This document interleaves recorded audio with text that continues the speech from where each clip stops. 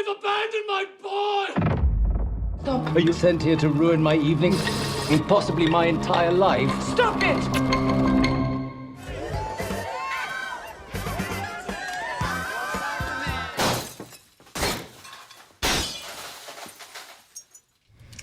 Freddie Quill.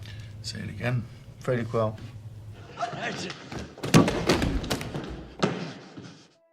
Putting Paul Thomas Anderson's movies in order feels a little like playing 4D chess. Every move feels risky, and you're always convinced you missed a better strategy. These films mess with your head, tug on your emotions, and make you rethink your choices by tomorrow. But that's the fun, right? You guys probably have your own ranking, and I'm ready for the comments section to turn into a group therapy session for obsessive movie geeks. It's Cosmo. It's Chinese. The wild thing is, PTA's least film still rocks harder than most directors' magnum opus. So let's treat this like a celebration, not a roast, and see where the chips fall. $2,000 hard eight. Now look, this is still a really solid movie, but it's clearly the work of a filmmaker who's still finding his voice. You can see flashes of the Anderson we'd come to love, but honestly it feels more like a really well-made film school project than the masterpieces that would follow. Philip Baker Hall is absolutely magnetic here though. I think you do. Jesus Christ, why don't you have some fun? Fun. All right, shaka-laka-doo, shaka-laka-dooby-dooby-doo, shaka-laka-doo. You got a little bit more there. Coming in there, baby. Shaka-laka-doo, baby. I'm almost lighting it, baby. I'm gonna light the cigarette, old-timer. What are you gonna do? $2,000 hard eight. What I love about this scene is how much Hall communicates through those subtle gestures and that restrained emotion. It's one of those moments that proves you don't need big drama to get great tension. All you need is great acting. Then there's another pivotal moment, and it really shows you the darker side of this story. You're his friend. And what I mean is, what I believe is that you killed his father, like the stories I heard go. Now, if somebody killed my father, well, I would feel the need to do something. So you think what? That you can just walk through this life without being punished for it?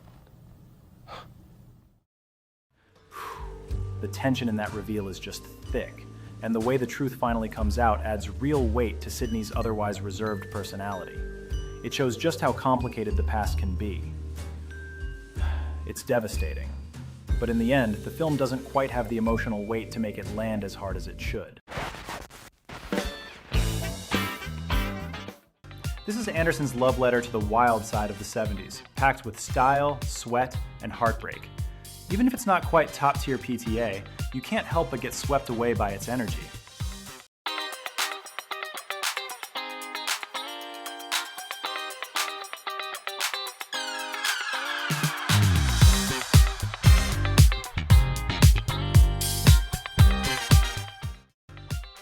That shot is legendary. PTA swinging for the fences right out of the gate. It perfectly sets up the chaotic, glittery, and sometimes desperate world that Dirk Diggler and his crew call home. Where this movie really shines, though, is how it throws its characters into real chaos and never lets anyone off easy. Ricky Springfield, the buddy of mine.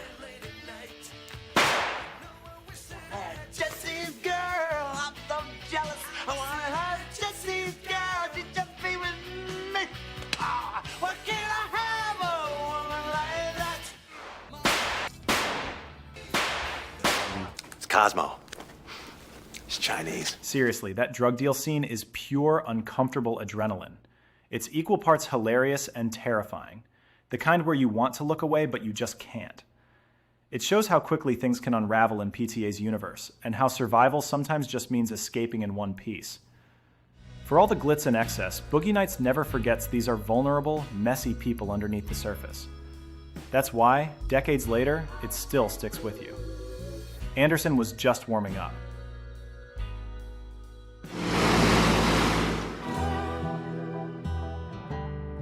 This is Anderson at his most ambitious, tossing every emotion onto the screen and daring you to keep up. Magnolia is 3 hours of pure, unpredictable drama. Sometimes messy, sometimes magical, always intense. Right from the start, Magnolia lets you know this is going to be a ride.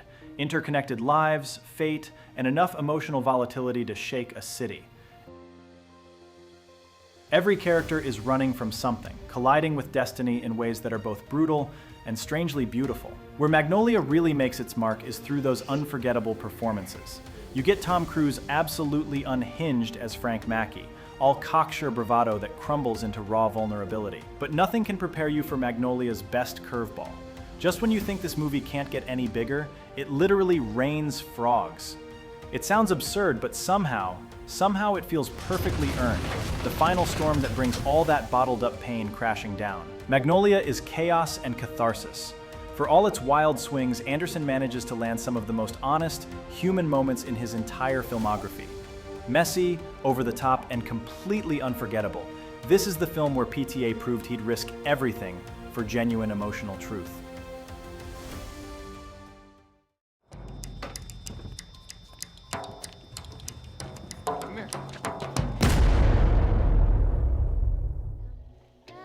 This is Paul Thomas Anderson's most unconventional romance, a film that takes Adam Sandler's chaotic energy and turns it into something raw, weird, and unexpectedly beautiful.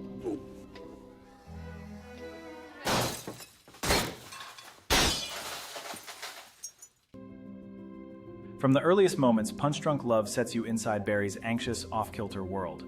His universe is full of jingling harmoniums, overbearing sisters, and a constant threat of chaos lurking right under every pastel surface. The movie pulses with nervous energy, every outburst matched by moments of fragile tenderness. I don't know if there is anything wrong because I don't know how other people are. I sometimes cry a lot for no reason.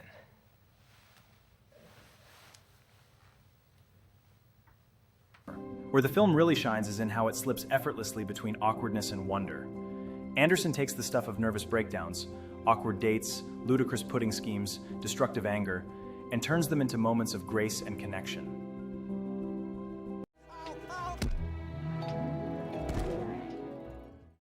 Punch Drunk Love is a jittery fairy tale, both exhilarating and a little scary.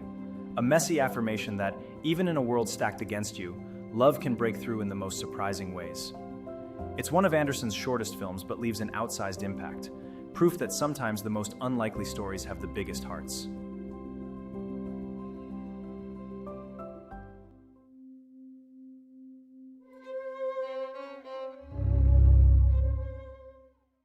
If Magnolia is PTA's hurricane of chaos, The Master is a slow-moving storm, hypnotic, unsettling, and fiercely enigmatic. It's a film about lost souls searching for meaning, and what happens when those souls collide with the force of a cult, and each other.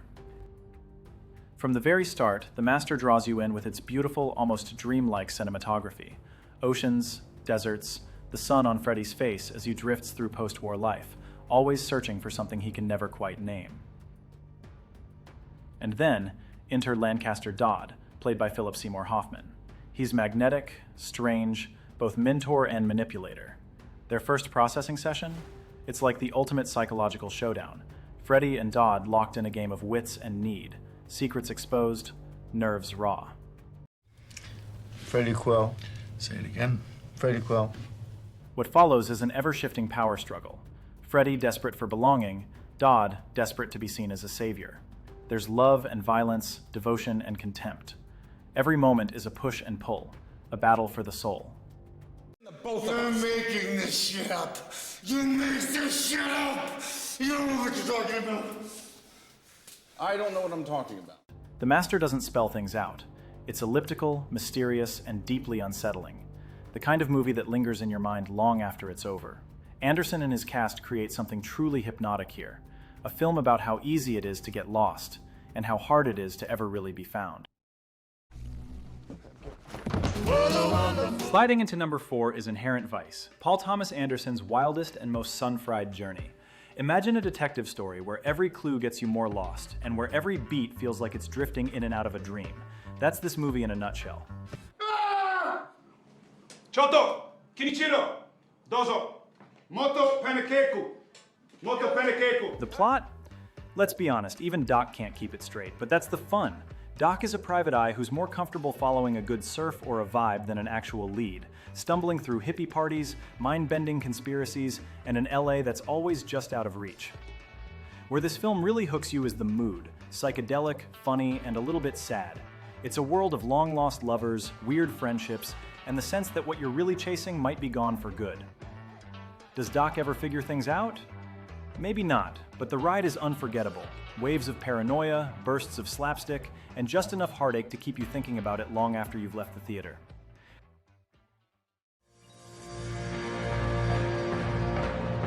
Hello? Licorice Pizza is Anderson's most luminous and nostalgic film, yet beneath its sun-washed warmth sits a quietly intricate portrait of youth and the strange turbulence of coming of age. Set in the San Fernando Valley of the 70s, the story follows Gary, a fearless teenage dreamer, and Alana, a young woman caught between who she is and who she wants to be. Their relationship is unconventional, sometimes sweet, sometimes uneasy, but always startlingly honest. Do you really want to see my boobs? Can I touch them? See you tomorrow. What truly defines the film isn't the plot, but the texture of the era it evokes. Every moment feels like a memory drifting back into focus, as if Anderson were filming from the haze of personal recollection. Gary's absurd business ventures, the chaotic parties, the encounters with oddball characters, including Bradley Cooper's scene-stealing appearance, are wrapped in an atmosphere of constant discovery. This is cinema shaped more by sensation than by strict narrative, a trademark of Anderson's storytelling. And while it may not sit at the very top of his filmography, Licorice Pizza carries a charm and emotional clarity that's entirely its own. It captures the rush and awkwardness of first love with a sincerity that lingers long after the credits roll. It may not be his grandest achievement, but it's one of the truest reflections of Anderson's heart. And that's what makes it quietly unforgettable.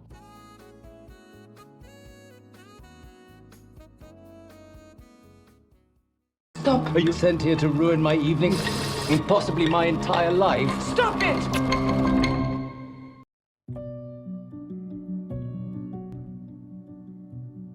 Phantom Thread is Anderson in surgical mode.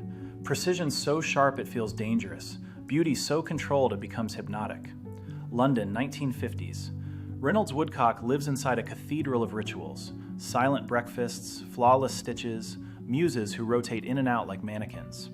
Then Alma arrives, a waitress with quiet resolve, and her presence cracks this delicate order, turning the house and Reynolds himself into contested territory. The premise suggests an elegant romance, but the film is really a beautifully unsettling power struggle. Anderson frames every moment like a painter measuring a canvas, clean compositions, natural light, the warm grain of celluloid making the fabric seem alive. Johnny Greenwood's score, all circling melodies and fragile waltzes, casts a spell, tender at first touch, obsessive beneath the surface. What mesmerizes is the collision between control and surrender. Alma is no victim, no decorative muse. She reads Reynolds' patterns, learns his weaknesses, and begins to reshape the story on her own terms. Love here becomes a dark negotiation, intimate, dangerous, and strangely tender. A dance where dominance and care blur until they're indistinguishable. Anderson builds a psychological period drama with the quiet dread of domestic horror, but without a single heavy hand. The direction and cinematography are astonishingly precise, every shot a stitch, every cut a hidden seam. It recalls the perfection of Barry Lyndon while carving its own path. And the ending, ironic, ambiguous, perversely romantic, refuses to judge. It simply lingers, like a final thread pulled tight. That lingering uncertainty is what makes Anderson's endings unforgettable.